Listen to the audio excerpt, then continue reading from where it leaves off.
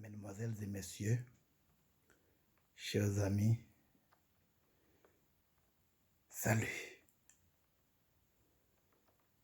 Je suis très heureux aujourd'hui de vous présenter ce thème. La vie sur Terre est très courte. Préparons l'au-delà. La vie sur Terre est très courte. Préparons l'au-delà. 60 jeunes gens et jeunes filles allaient en pèlerinage. Ils ont pris un gros camion, ont laissé leur région, le sud-est, et ont pris la route pour le nord-ouest. Arrivés dans l'Artibonite, à Villars, une collision se produisit. 25 d'entre eux furent tués sur le coup et 30 furent grièvement blessés. Alors qu'ils partaient de chez eux ce soir-là, ils se réjouissaient du plaisir qu'ils allaient avoir, plaisir de prier leur saint préféré. Ils pensaient déjà à la réponse positive de leur prière. Ils ne pensaient pas que ce serait leur dernier moment sur la terre. Ils ignoraient que ce qui leur restait à vivre pouvait se compter en minutes. Le 25 juillet 2000, un avion Concorde s'est écrasé sur un hôtel peu après son décollage de l'aéroport de Roissy à Paris. Cette catastrophe aérienne a causé la mort de 113 personnes, essentiellement des touristes allemands. Aucun ne s'imaginait que quelques secondes plus tard, ils seraient entrés dans l'éternité. J'ai parlé il n'y a pas très longtemps à un homme qui était alors en parfaite santé. 10 jours après, on l'ensevelissait. Il avait été terrassé par une attaque cardiaque. Aujourd'hui même, un cortège ininterrompu de personnes quitteront la vie et, en passant par la mort, entreront dans l'éternité. Quand j'observe les hommes se précipitant avec frénésie dans une course à la gloire, au plaisir et à la fortune, je suis abasourdi de penser qu'ils vivent sans se soucier de l'éternité. L'homme moderne pourrait répéter les paroles de penseurs de l'Antiquité. Nous ne nous inquiétons pas de la mort, mais de la vie. Le paradis que nous cherchons n'est pas celui des rues d'or, mais du sac d'or. Nos aspirations sont temporelles et non éternelles. Le ciel vers lequel nous tendons est un havre de sécurité financière, de confort et de facilité. En fait, nous ne désirons même pas penser à la mort. Pourtant, la Bible dit, il y a un temps pour naître et un temps pour mourir. Ecclésiaste 3, verset 2. La Bible nous enseigne qu'Adam vécut 930 ans, puis il mourut. Seth vécut 912 ans, puis il mourut. Enoch vécut 905 ans, puis mourut. Les milliards d'êtres vivants aujourd'hui seront tous morts d'ici 100 ans. La Bible déclare qu'il est réservé aux hommes de mourir une seule fois. Hébreux, chapitre 9, et le verset 27. Bien que la science ait dépassé les limites de notre planète et pénétré dans le cosmos, nous, en tant qu'individus, nous nous attachons toujours davantage à la Terre. Bien peu de sermons traitent de la mort, du ciel ou de l'enfer. La Bible dit, qu'est-ce que votre vie? Vous êtes une vapeur qui paraît pour un peu de temps et qui ensuite disparaît. Jacques, chapitre 4 et le verset 14. Avez-vous déjà observé le brouillard du matin? Il est si éphémère. Il s'évapore au soleil et disparaît avec le jour. Notre vie est semblable à cette vapeur matinale qui n'apparaît qu'un instant et puis s'évanouit. Il y a quelques années, un des hommes les plus riches et les plus célèbres du monde montait à bord de son avion privé pour aller assister à un banquet donné à New York en son honneur. C'était du moins son intention. Mais au lieu de cela, il eut rendez-vous avec la mort. L'avion s'écrasa sur le versant d'une haute montagne. Toute sa célébrité, sa fortune et son génie ne purent l'aider quand il dut affronter le moissonneur implacable qu'est la mort. Si cet homme pouvait revenir, il montrait certainement le plus grand spectacle jamais vu pour avertir les gens d'une manière ou d'une autre en utilisant les mots dont Dieu s'était servi pour dire au roi Ézéchias, « Donne des ordres pour ta maison, car tu vas mourir et tu ne vivras pas. » 2 Rois, chapitre 20 et le verset 1. La Bible se sert de plusieurs images pour parler de la brièveté de la vie et du caractère inévitable de la mort. La Bible dit tout d'abord que la vie est semblable à la navette d'un tisserand. Job a dit en Job 7 et au verset 6, « Mes jours sont plus rapides que la navette du tisserand. »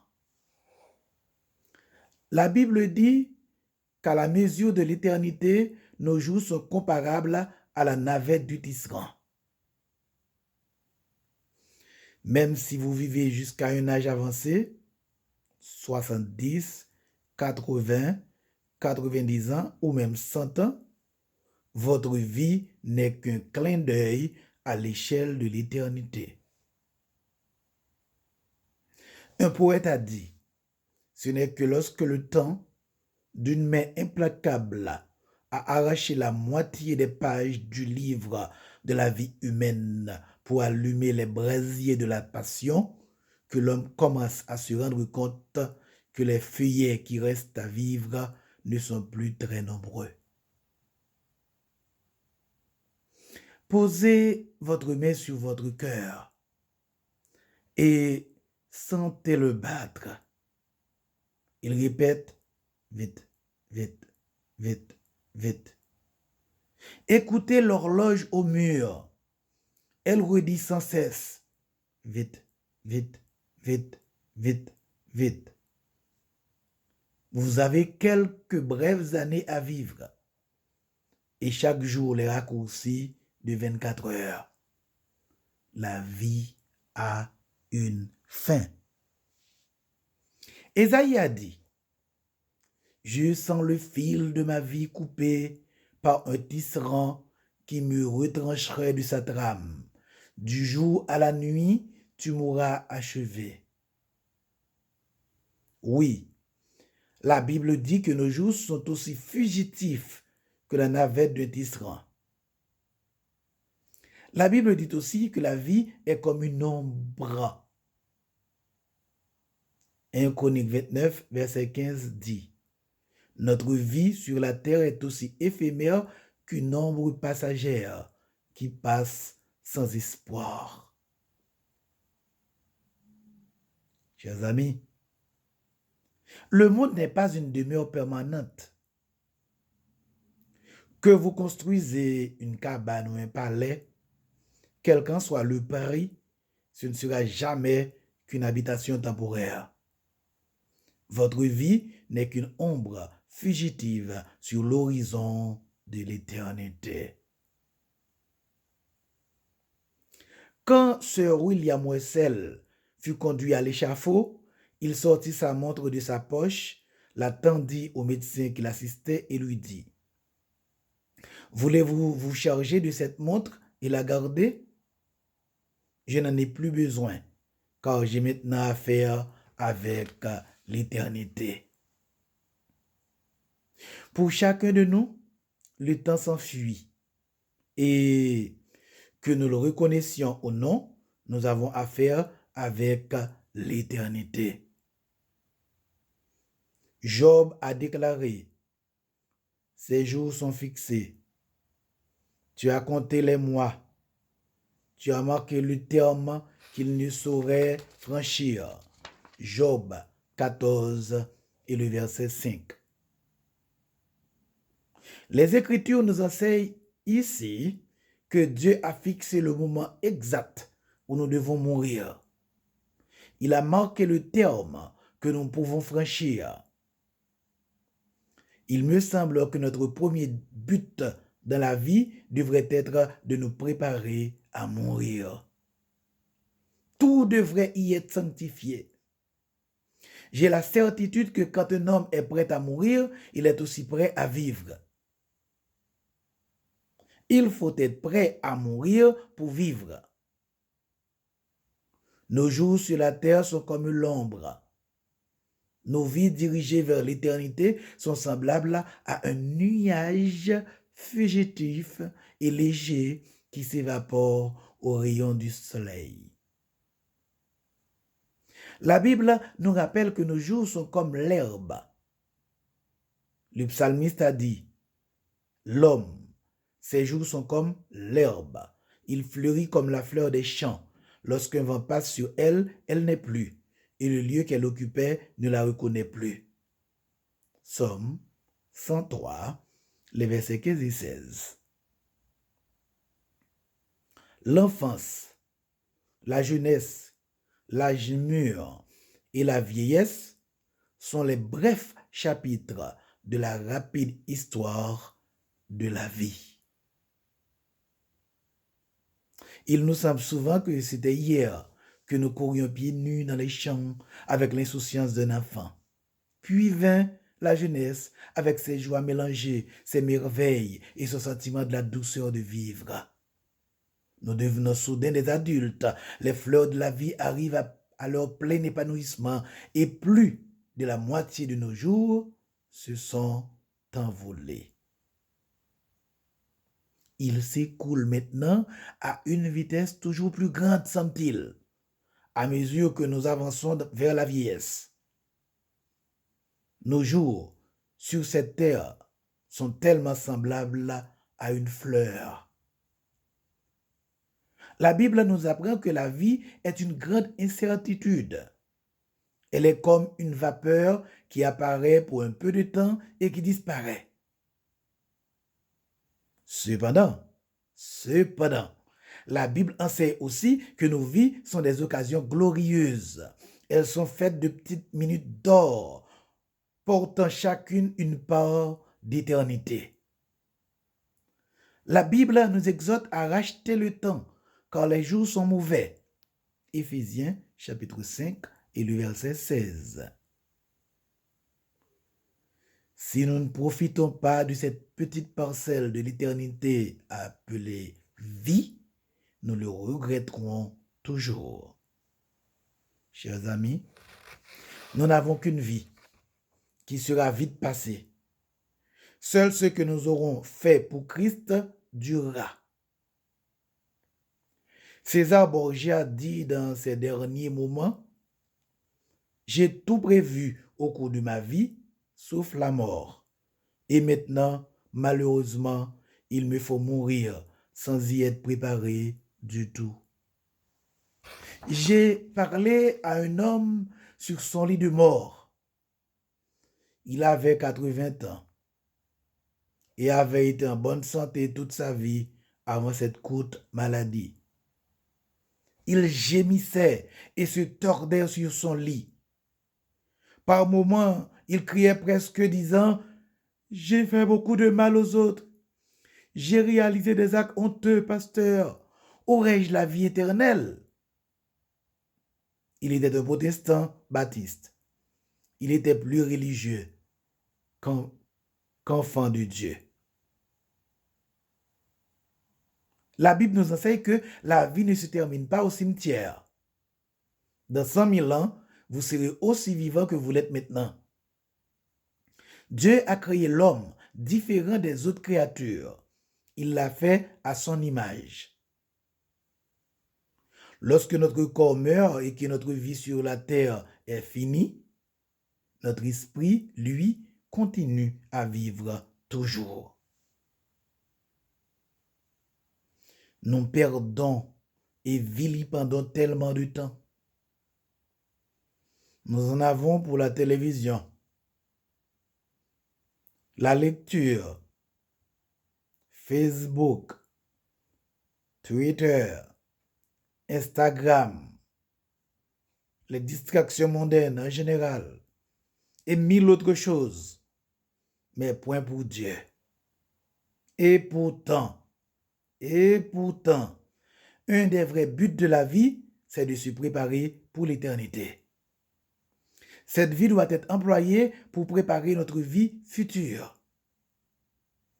Si nous manquons à cela, même si dans tous les autres domaines nous réussissons, notre vie n'est qu'un échec.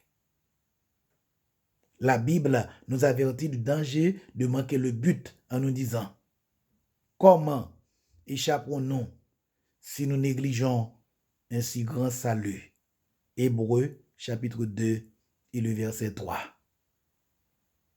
Dieu dit qu'il y a une vie future avec lui pour ceux qui placent leur confiance en son Fils Jésus-Christ.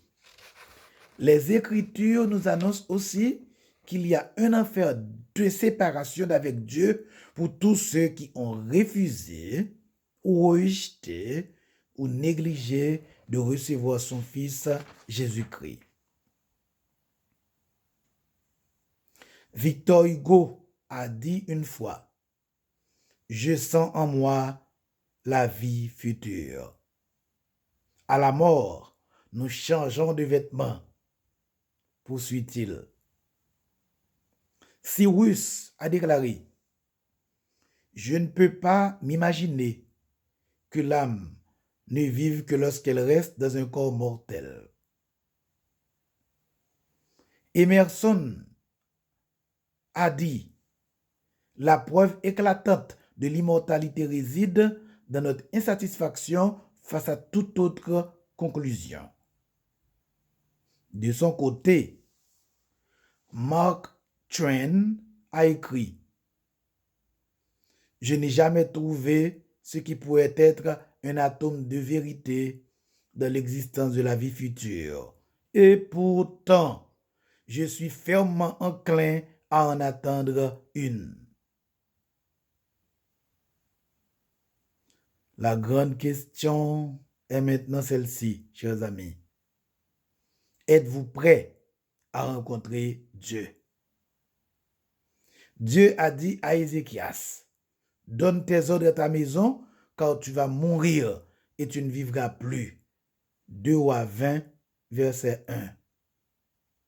Par le prophète Amos, il a aussi dit aux hommes de cette époque: prépare-toi à la rencontre de ton Dieu. Amos 4 et au verset 12. Chers amis, nous ne savons pas quand notre heure viendra. Et il faut vous le rappeler, on meurt à tout âge. On meurt à un jour, on meurt à un mois, on meurt à 10 ans, on meurt à 50 ans, comme on meurt à 100 ans. Seul le chrétien a l'espérance de la vie future. Cet espoir n'est fondé sur rien d'autre que sur le sang et la justice de Jésus-Christ. Rien d'autre n'est suffisant. Rien d'autre ne peut enlever l'aiguillon de la mort et envoyer un rayon d'espoir sur les nuages qui nous voilent l'au-delà. Notre ancre est Jésus-Christ. qui a aboli la mort et qui a mis en évidence la vie et l'immortalité par l'Évangile.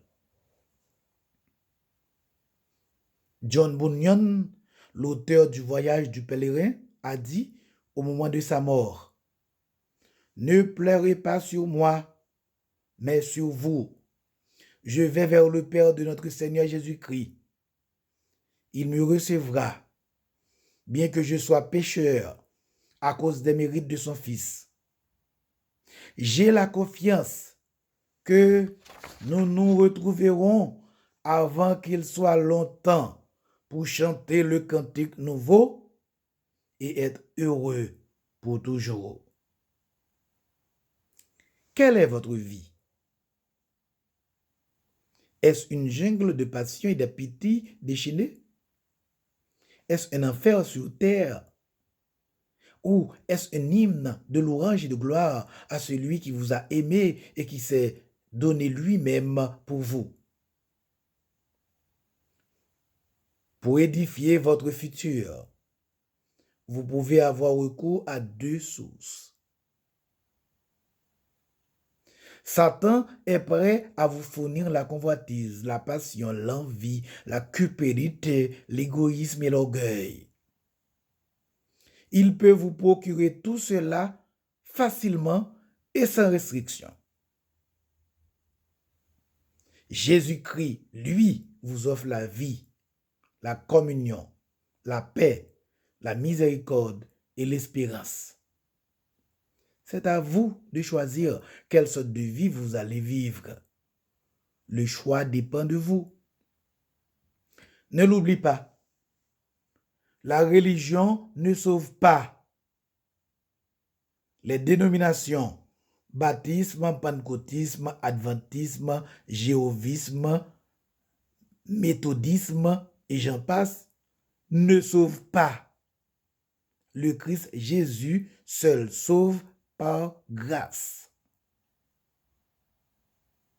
Je vous supplie de ne pas gaspiller votre vie. Je vous exhorte à voir loin et à ne pas vivre dans ce monde seulement. Profitez de ce moment fugitif appelé la vie pour vous préparer pour l'éternité. Seuls ceux qui sont en Jésus-Christ sont préparés à vivre ici et dans l'au-delà. Dieu a tant aimé le monde qu'il a donné son Fils unique afin que quiconque croit en lui ne périsse point, mais qu'il ait la vie éternelle. Que le Dieu de la résurrection, le Dieu qui donne la vie parfaite, soit avec vous, qu'il vous comble de sa paix, de sa grâce et de sa joie, et qu'il vous aide à vous préparer pour l'éternité. Amen.